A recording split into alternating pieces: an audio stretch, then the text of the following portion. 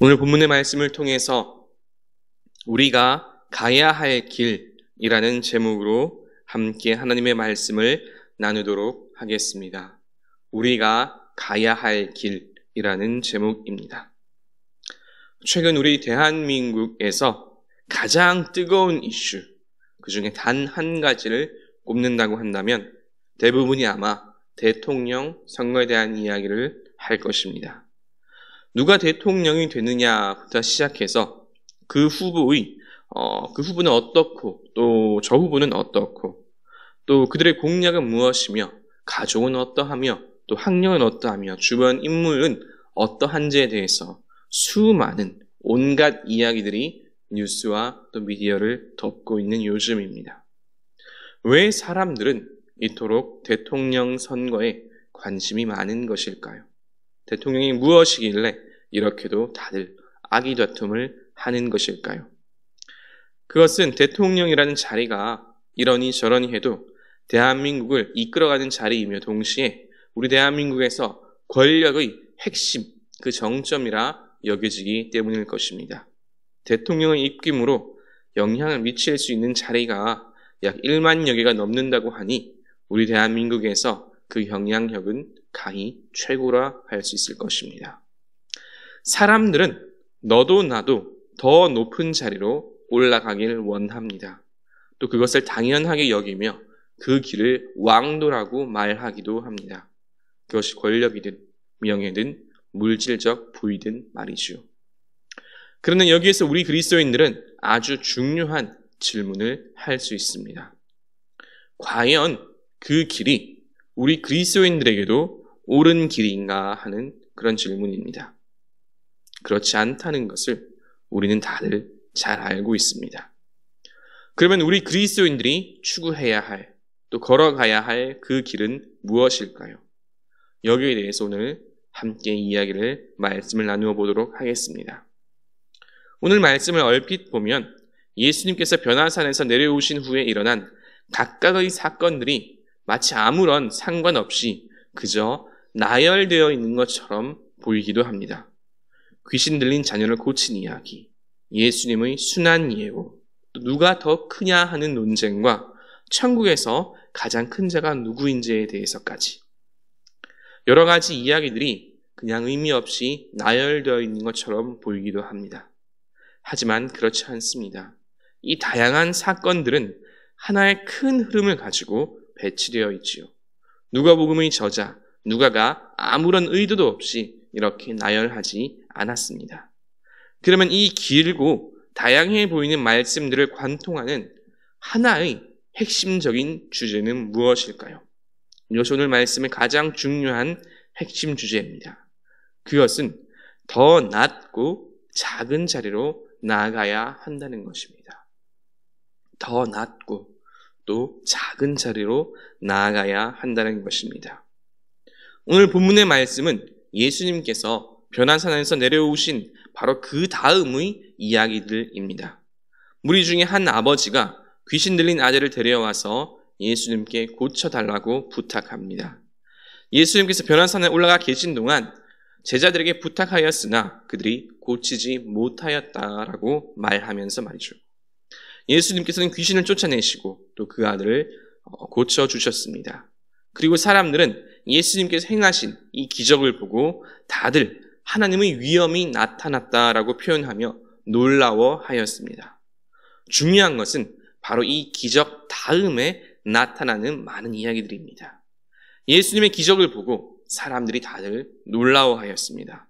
아마 현장에 있던 모든 사람들은 본문의 표현 그대로 하나님의 위엄이 나타나는 이 모습들을 보고 감격하고 있었겠지요. 그리고 제자들 역시 사람들이 놀라워하는 이 모든 상황들을 다 보고 있었습니다.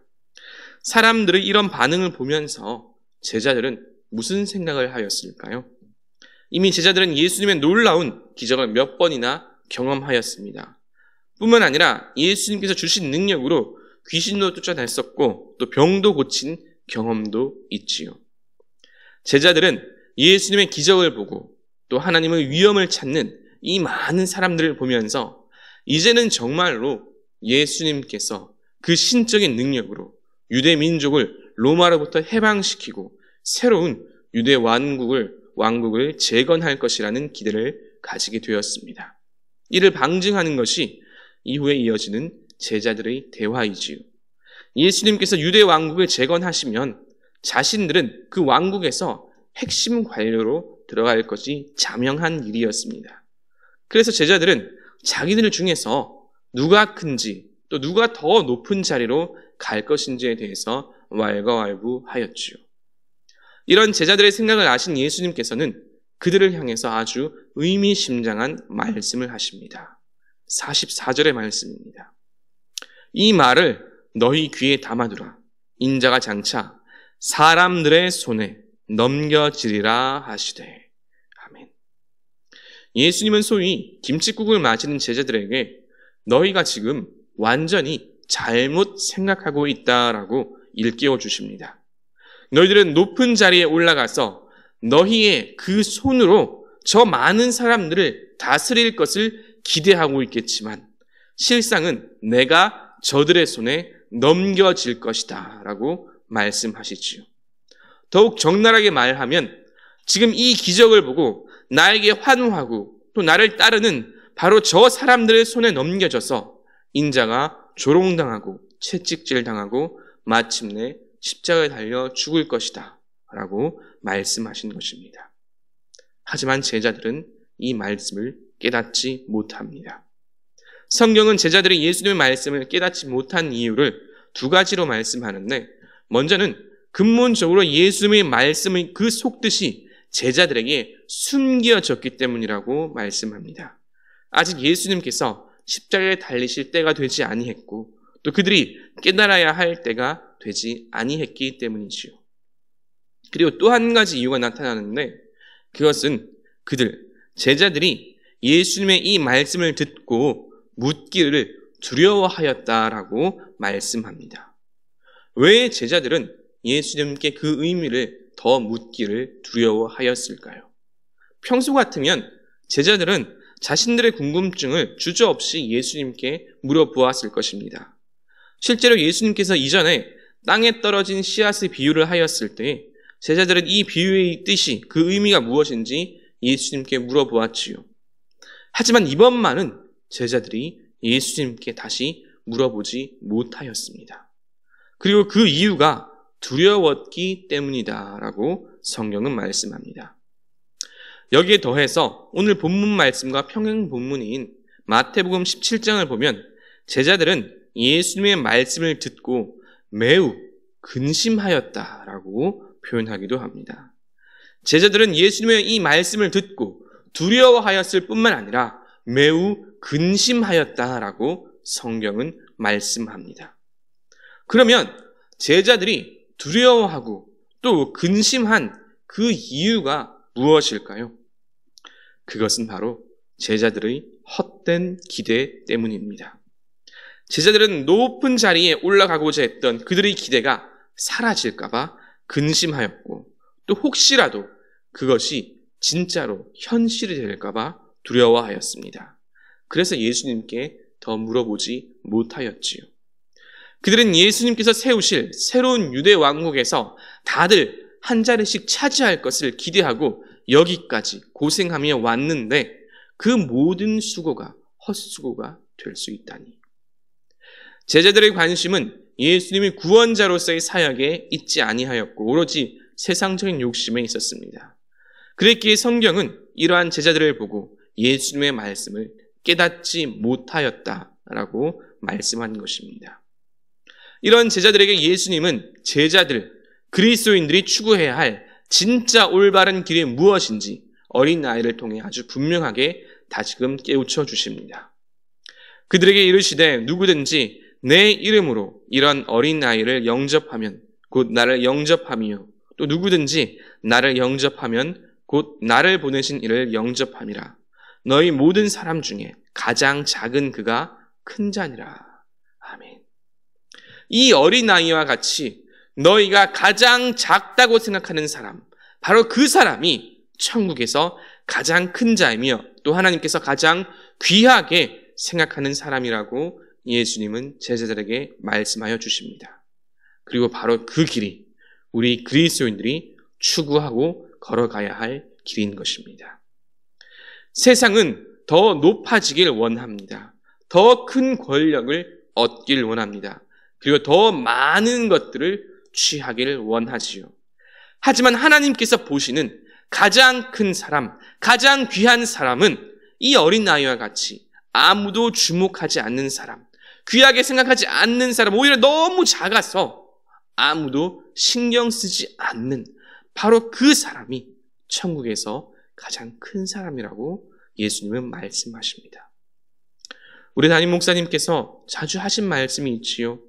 더 힘든 자리, 더 낮은 자리, 아무도 가지 않으려는 곳으로 가야 한다고 말씀합니다. 제가 우리 주사랑교회에 왔을 때 처음에 올 때에는 정말 말 그대로 사역을 위해서 주사랑교회 부교역자로 왔었습니다. 하지만 지금에는 정말 마음으로 우리 주사랑교회를 사랑하게 되었는데요.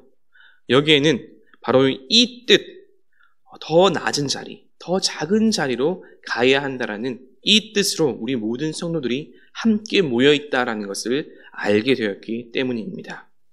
작고 낮은 자들을 섬기기 위해서 힘을 모으고 또 헌금을 하고 그 모든 사역들을 지지하고 지탱해주는 그 모든 성도들이 계시기 때문이지요. 제가 청년교회에서도 한 번씩 하는 이야기가 있습니다. 우리는 우리 주사랑교회가 얼마나 귀하고 대단한 교회인지 멋진 교회인지를 알아야 한다고 말이죠.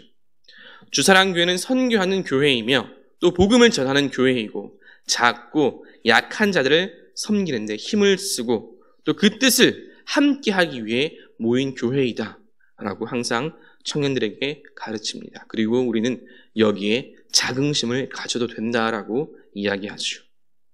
우리 청년교회는 이러한 부모님 세대들의 믿음의 선배들의 그 뜻을 잘 이어받아서 우리도 작고 낮은 자를 또 도움이 필요하고 연약한 자들을 섬기는 데 힘써야 한다고 자주 말하곤 합니다.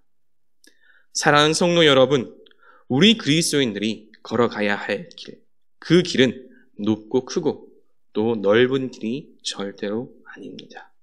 작고 좁고 더 낮아지고 그리고 더 많이 섬기는 길입니다. 힘들지만 또 쉽지 않겠지만 그 길을 한 걸음 한 걸음 걸어 나아갈 때 하나님께서는 우리의 그 발걸음을 귀하게 보시고 기뻐하시며 나아가 착하고 충성된 종이라고 칭찬하실 것입니다. 이 말씀을 기억하시며 작고 낮은 길, 또 더 많이 섬기며 주님께 칭찬받는 저와 여러분 되시기를 주님의 이름으로 축복합니다. 말씀을 생각하시며 찬송가 322장 함께 찬양 드리시겠습니다.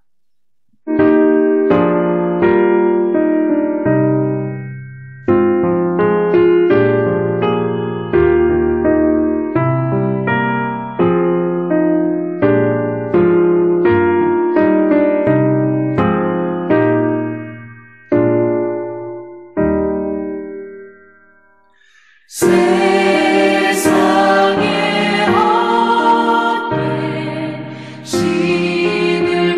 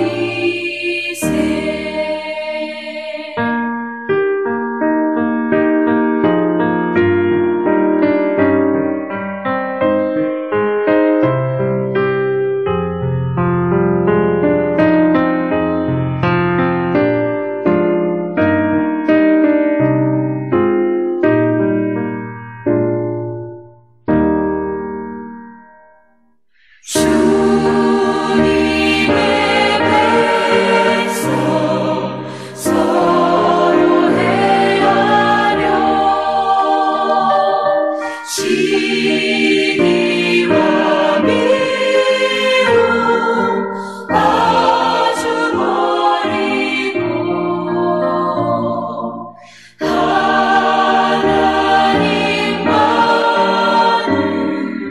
홀로 섬기는 천국을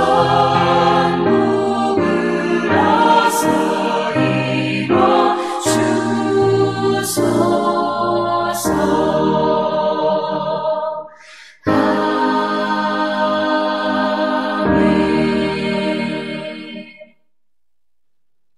이제는 우리를 구원하신 예수 그리스도의 은혜와 아버지 하나님의 크신 사랑과 언제나 함께 하시며 인도하시는 성령 하나님의 교통하심이 더 작은 길, 좁고 낮은 길, 더 많이 섬기는 길로 나아가고자 다짐하고 결단하는 모든 주의 자녀들과 그 삶 위에 이제로부터 영원토록 함께 하시길 간절히 축원하옵나이다. 아멘.